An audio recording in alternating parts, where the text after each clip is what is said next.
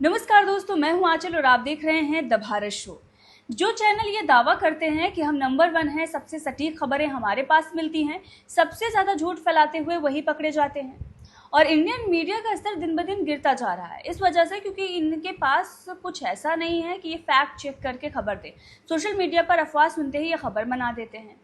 और आपने देखा होगा कि ये जो तमाम मीडिया चैनल हैं, किसी भी मुद्दे को लेकर, टीआरपी को लेकर, ये ऐसी ऐसी खबरें दिखाते हैं, ऐसी ऐसी खबरें बताते हैं जिनका रियलिटी से कोई लेना देना नहीं होता। तो इनमें और जो टेक्नोलॉजी यूट्यूबर्स हैं उनमें कोई डिफरेंस नहीं है।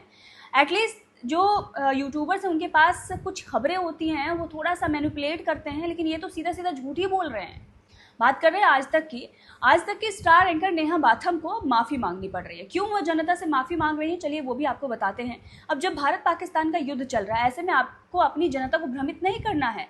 आपको चाइना और पाकिस्तान की तरफ से जो प्रोपेगेंडा फैलाया जा रहा है उसको काउंटर करना है, लेकिन ये तो अपनी ही जनता को भ्रमित कर रहे हैं। दरअसल हुआ ये कि जिस वक्त बॉर्डर पर टेंस माहौल था, लगातार इधर से अटैक किया जा रहा था, उधर से भी अटैक किया जा रहा था, इंडिया डिफेंड कर रहा था, अटैक भी कर रहा था, उस वक्त आज की तरफ से खबर ये फैलाई गई कि राजौरी में अटैक हुआ है।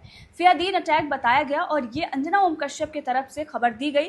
दरअसल गलती अंजना ओम कश्यप की भी नहीं है। ईपी में जो खबर आई होगी उन्होंने ब्रेकिंग के तौर पर बता दी होगी, क्योंकि उस टाइम पर जब आप ऑन एयर होते हो आपके पास इतना ज़्यादा दिमाग नहीं होता लगाने को, क्योंकि आपको पूरा भरोसा होता है अपने प्रोडक्शन पर कि वो कुछ गलत नहीं बताएगी, और जो भी प्रोडक्शन बताता है वो आप फटाफट बताना शुरू कर देते हैं। तो यहाँ पर गलती उनके टीम की है, लेकिन फिर भी आपको थोड़ा सा ये देखना चाहिए कि हमारी तरफ से कुछ ऐसी चीज़ें ना हो जल्दबाजी में, टीआरपी के चक्कर में, सबसे तेज के चक्कर में। तो संयम आपको भी बरतना चाहिए। लेकिन अंजना ओम कश्यप की तरफ से बताया गया कि राजौरी में फियादीन अटैक हुआ है, मतलब एक आतंकवादी बम बांधकर जाकर फट गया है। अब जब ऐसी खबर आती है, जाहिर सी बात है पब्लिक में अफरा तफरी मचेगी, वो भ्रमित होगी, तो आप अपनी ही जनता को मुसीबत में डाल रहे हैं। ऐसे मौके पर जब युद्ध चल रहा हो तो आपको सावधानी बरतनी चाहिए, लेकिन आज तक ने सावधानी नहीं बरती। जब ये खबर उनके तरफ से चलाई गई, तुरंत आर्मी ने इस खबर को लेकर बयान दिया और बताया कि ये खबर झूठी है, ऐसा कुछ नहीं हुआ है और किसी ने भी किसी भी प्रकार का अटैक ऐसा नहीं किया है।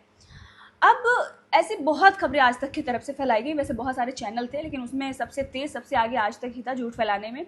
अब इसको लेकर माफ़ी मांगनी पड़ी है नेहा बाथम को, क्योंकि अंजना ओम कश्यप तो माफ़ी मांगने आएंगी नहीं, वो तो और भी बड़ी स्टार एंकर हैं। लेकिन अब नेहा बाथम को ऐसा क्यों करना पड़ा पता नहीं। कर्मों की सजा है, क्योंकि आपको याद होगा जब एलविश यादव का मामला हुआ था, उस वक्त नेहा बाथम ने कैसे बदतमीज़ी की थी एलविश यादव के माता पिता से। उस वक्त नेहा बाथम ने इतनी ज़्यादा बदतमीज़ी की थी, ऐसे ऐसे सवाल पूछ रही थी कि जो आम जनता को पसंद भी ना आए। क्या होता है ना कि जब किसी भी चीज़ को लेकर टीआरपी मिल रही हो ना, तो लोग छोटी छोटी चीज़ों को भी उठाते हैं और गलत तरीके से मैनिपुलेट करके चीज़ें दिखाते हैं कि ताकि हमें टीआरपी मिले। ठीक है, यूट्यूबर्स कर रहे हैं, कोई बात नहीं है, लेकिन आप जब इतने बड़े चैनल होकर कर रहे हैं तो वो तो गलत लगता ही है, क्योंकि आप पर लोग भरोसा करते हैं। अब आज तक ने उस वक्त नेहा बाथम ने जो कुछ भी किया उसके लिए उनको शर्मिंदगी भी नहीं थी। बाद में भी वो अपने झूठ पर कायम थी, और जब ईडी का केस हुआ तब भी उन्होंने कहा कि जब मैंने सवाल पूछा था कि गाड़ियाँ आती हैं क्या, रेंट पर है, कहाँ से इतना आ जाता है, कैसे करते हैं, तब लोगों ने मुझे ट्रोल किया था, लेकिन देखिए अब ईडी जाँच कर रही है। भाई ईडी तो जाँच कर सकती है, लेकिन कुछ मिला क्या? अभी तक तो कुछ मिला नहीं है, और केस भी जो है वो ख़त्म होने के कगार पर है। तो जो भी चीज़ें थी वो कहीं ना कहीं मीडिया के द्वारा ही क्रिएट की गई थी। लगातार झूठी खबरें आ रही थी, और उस वक्त आप बिल्कुल कोई भी नॉर्मल इंसान होगा तो देख सकेगा कि क्या क्या चीज़ें हो रही हैं और इसमें क्या झूठ है क्या सही है। जिन लोगों ने एफआईआर करवाई है, जिन लोगों ने स्टिंग ऑपरेशन करने का दावा किया है, उनका इतिहास क्या है, क्या भी चीज़ें चल रही थी, सब कुछ क्लियर था। लेकिन मीडिया आंख बंद करके टीआरपी के लिए एक अंधाधुंध खबरें चलाया जा रहा था, और उसमें सबसे आगे थी नेहा बाथम। अब उन्हीं नेहा बाथम को अंजना ओम कश्यप की वजह से माफ़ी मांगनी पड़ी है, जिसके बाद लोग ये कह रहे हैं कि फेक न्यूज़ फैलाए सीनियर लोग और माफ़ी मांगने के लिए भेज दें किसी और को। अब लोग ये कह रहे हैं कि अब आज तक पर भरोसा नहीं कर सकते, लेकिन इसी भरोसे को कायम करने के लिए नेहा बाथम ने एक वीडियो जारी किया है कि हमसे जो गलती हुई है उसके लिए हम माफ़ी मांगते हैं। सुनिए।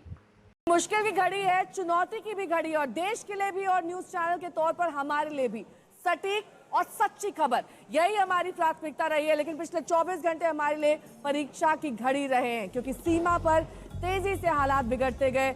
झड़पों की रिपोर्ट्स, आधिकारिक बयान, सोशल मीडिया पर अटकलें, डीप फेक, हैक किए गए ट्वीट्स, पिछले 24 घंटे में तमाम तरह की जानकारियां तेजी से हम तक पहुंची रही। हमने इन जानकारियों को जांचा, परखा पूरी कोशिश की कि सिर्फ और सिर्फ सच्ची खबर ही आप तक पहुंचे, लेकिन हमारी पूरी सतर्कता के बावजूद कुछ अधूरी रिपोर्ट्स ऑन एयर हो गई।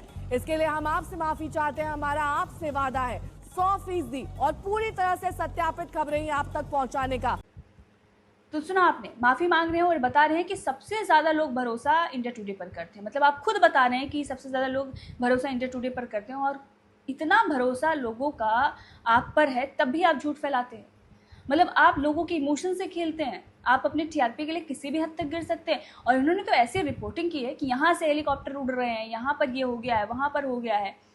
हमें कुछ ऐसी चीज़ें नहीं करनी है। हमें जब उधर से प्रोपेगेंडा चल रहा है तो हमें उस तरह से काउंटर करना है, लेकिन यहाँ पर तो ये अलग ही चल रहे थे। बहरहाल इस खबर को लेकर आपका क्या कहना है कमेंट करके ज़रूर बताइएगा।